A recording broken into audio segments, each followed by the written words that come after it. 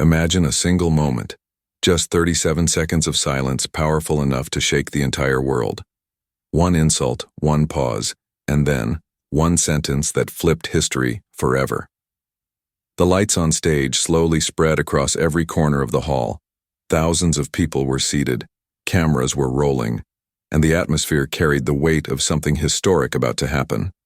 On one side stood Joel Osteen, confident, known worldwide for his sermons and polished presence.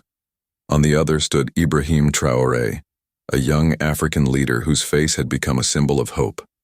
He wasn't just representing his country, he carried the weight of every oppressed people who ever fought for dignity. Most expected a polite symbolic exchange, a handshake, some polite words, maybe a headline for tomorrow. But what happened shook the room. Osteen looked Traoré straight in the eyes with a smirk and said 3 words. "Sit down, boy." 3 words that carried the sting of centuries. Slavery, plantations, chains, colonial wounds that never fully healed. The hall went silent. Cameras zoomed in. People held their breath. What would Traoré do? Anger? Walk away? Shout? Instead, he sat down. No words.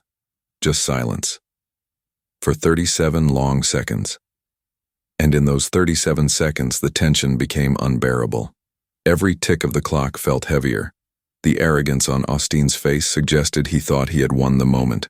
But when Traoré finally raised his head, the room changed forever.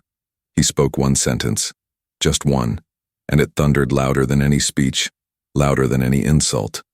The hall erupted. Applause, cheers, cameras flashing, people standing on their feet. In that moment, Traoré's words weren't just a reply. They were a declaration, a line that would echo in history. News spread like wildfire. Universities dissected the silence, calling it a masterclass in leadership and patience. Professors taught that silence is not weakness. It is rhetoric, strategy, and power. Students across the world turned that moment into their slogan. Posters went up in villages. "We are the sons of Africa." The story crossed continents. Activists in Asia, youth in Latin America, migrants in Europe, all claimed the moment as their own. The media turned it into headlines, the silence that shook the world. Social media exploded with hashtags, down 37 seconds, dignity revolution, we are not boys.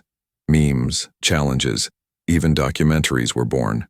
People recorded themselves sitting silent for 37 seconds, then speaking words of power. A new generation found its language, dignity. Osteen's words faded, but Traoré's silence grew louder with time. Leaders across the globe referenced it. Activists called it a revolution. Psychologists called it a case study in human strength. Diplomats quoted it at the United Nations. And soon, 37 seconds was no longer just a pause. It was a doctrine, a symbol, a reminder that respect is stronger than arrogance.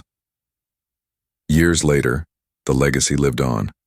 Children learned about it in schools. Artists painted it on walls. Songs, films, books, and poems immortalized it. And every year, youth held 37 Seconds Day, a moment of silence, followed by words of strength. The insult was forgotten, the dignity remained. Because history is not always written by swords or by power. Sometimes it is written by a pause. Sometimes by one sentence. And that's why, even today, young people everywhere say, "I am not your boy. I am the son of dignity." If this story moved you, don't just scroll away. Hit that like button, share this video, and subscribe for more stories that inspire courage and dignity. Your support helps this voice reach millions more. Remember this, you don't need power, wealth, or a stage to change the world. Sometimes all it takes is silence, patience, and the courage to speak the right words at the right time. Never let anyone define you. You are not small, you are not powerless, you are dignity in motion, and dignity always wins.